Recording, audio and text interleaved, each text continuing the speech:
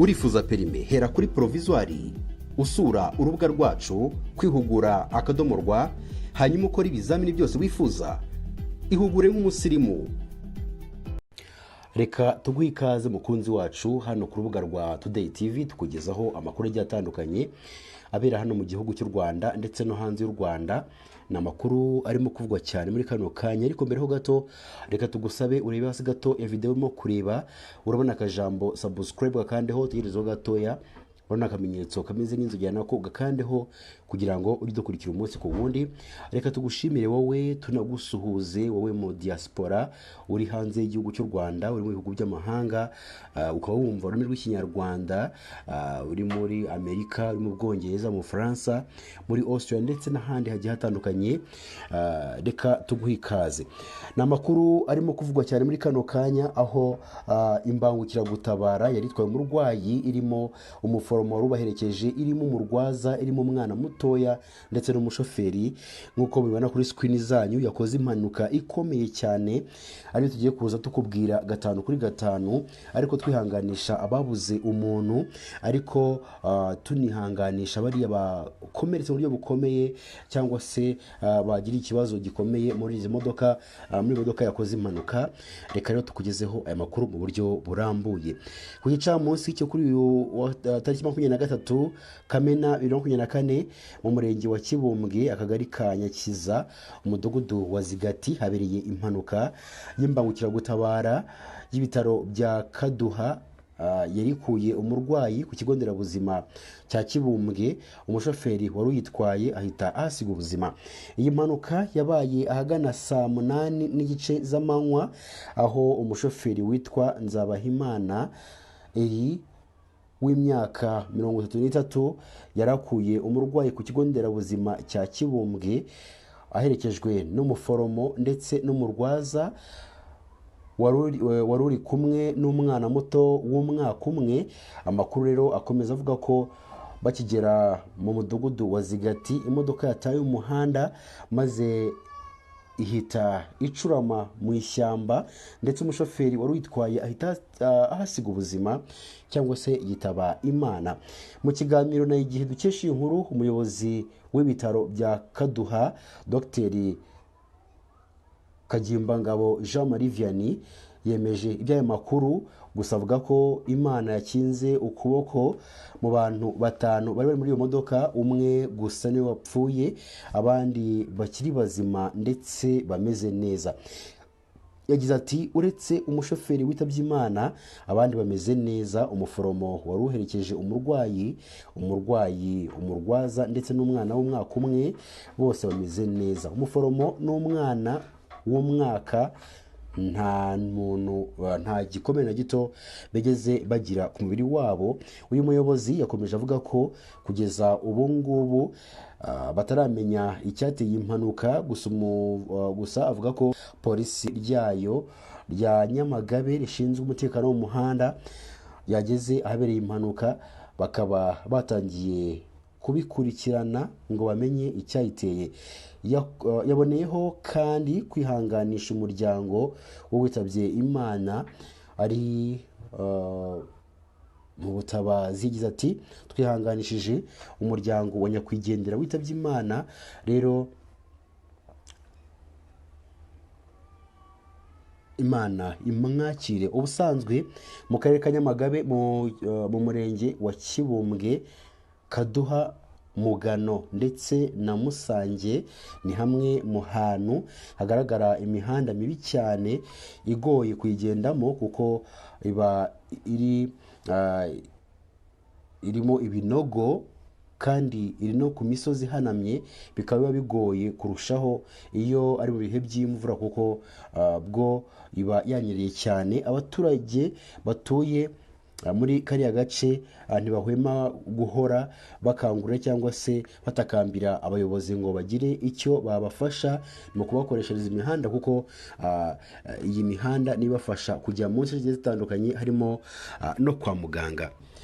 Nk'uko twabibabwiye, ni amakuru azindutse avugwa. Murabizi neza ko muri iyi minsi amakuru arimo kuvugwa ari ukwiyamamaza kw'abakandida perezida barimo bashaka guhatanira umwanya wo kuba umukuru w'igihugu cy'u Rwanda. Rero murabizi neza ko ahantu nyakubahwa perezida wa Repubulika y'u Rwanda ariwe uriho ubu ngubu perezida Paul Kagame, aho yateraniye haba hari abantu benshi cyane, benshi. Ibyo bikaba byarateje ibyago bikomeye cyane ku munsi w'ejo tariki ya 23 z'ukwezi kwa gatandatu 2024, aho rero ku muryango wasohokeragamo abitabiriye kwiyamamaza ko muri uyu mwaka haje kuba haba ibyago bikomeye cyane, hakomereka abantu benshi cyane, banakomereka bikomeye.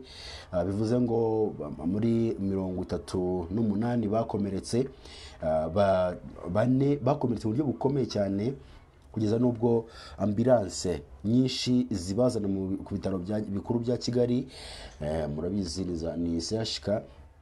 Rero icyo gihe n'ejo hashize habaye icyo kibazo gikomeye cyane, abantu bagera kuri 4 bazanwa byihutirwa, abandi batwarwa ku yandi masite atandukanye, ariko kubw'ibyago bikeya harimo n'abandi bapfuye. Rero turifuza kukugezaho iyi nkuru mu buryo burambuye. Wowe icyo tugusaba ni ukuduha umwanya wawe ukadukurikira, hanyuma tukugezaho iyi nkuru ndetse n'andi makuru tugenda dukurikiranira uko kwiyamamaza bigenda bikurikirana, cyangwa se ko bigenda bigenda. Murabizi neza rero muri uko kwiyamamaza urimo gusanga abandi barimo kwiyamamariza kuba perezida w'u Rwanda. Urimo gusanga amasite bagiyeho hariho abantu 3 4, nta n'umuntu urimo gufata video wenda kugira ngo ize kubasha gukwirakwira ku mbuga nkoranyambaga. Rero aho perezida Kagame yari yagiye ejo, hari hahuriye 250 by'abari baje kwifatanya nabo muri ako karere kwakira umukandida perezida w'umuryango wa FPR Inkotanyi, kuko ari nawe watanze nyakubahwa perezida wa Repubulika y'u Rwanda ariwe Paul Kagame. Kuri ubu ngubu akaba ari muri 3 barimo bariyamamariza kuba umukuru w'igihugu cy'u Rwanda. Rero reka tubagezeho iyi nkuru buryo burambuye. Wowe usabwa no kuduha umwanya wawe. Minisiteri y'ubutegetsi bw'igihugu Minaloc yihanganishije umuryango wabuze umuntu wabo ubwo habaga umuvundo w'abantu mu muryango wasohokeragamo abitabiriye ibikorwa byo kwiyamamaza i Rubavu. Ni mu butumwa bwihanganisha bwashyizwe kuri X ya Minaloc, cyangwa se ku rukuta rwa Twitter rwa Minaloc kuri iki cyumweru tariki ya 23 Kamena 2024, nyuma y'uko umuntu umwe yitabye Imana, abandi 37 bagakomereka ubwo bari bitabiriye ibikorwa byo kwiyamamaza bya FPR Inkotanyi i Rubavu.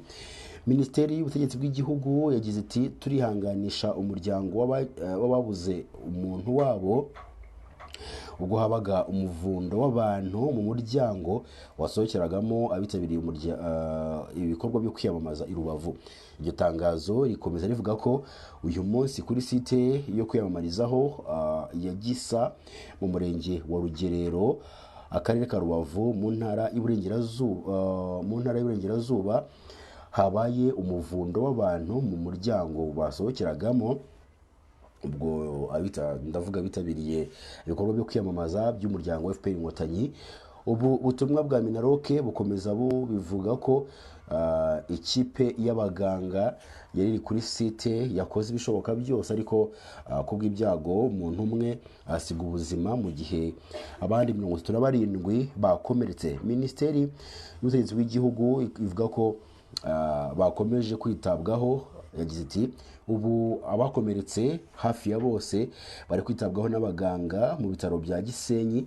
Abantu 4 bakomeretse bikabije bajyanywe mu bitaro bikuru bya Kigali kugira ngo bitabweho byisumbuye. Minaloc yihanganishije umuryango wabuze umuntu wabo ndetse isaba abitabiriye ibikorwa byo kwiyamamaza muri iki gihe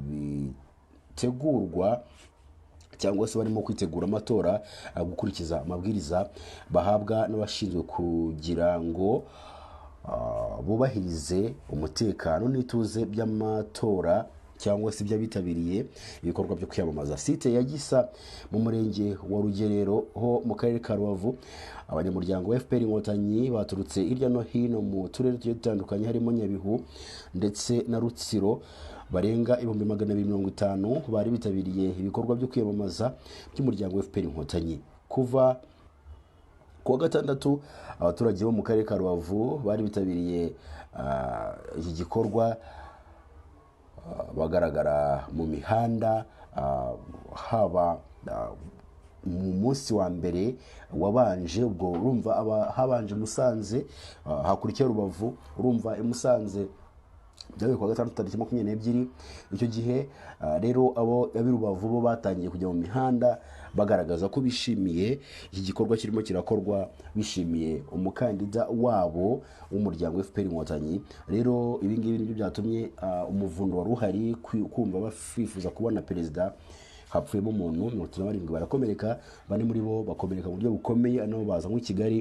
Nuko amakuru ameze. Kuva kuwa gatandatu rero abaturage mu karere ka Rubavu bari batangiye kugaragara mu mihanda bambaye ibirango bigaragaza umuryango FPR Inkotanyi, ibyerekana ko bari biteguye kuza gushyigikira umukandida wabo ku mwanya wa perezida Paul Kagame.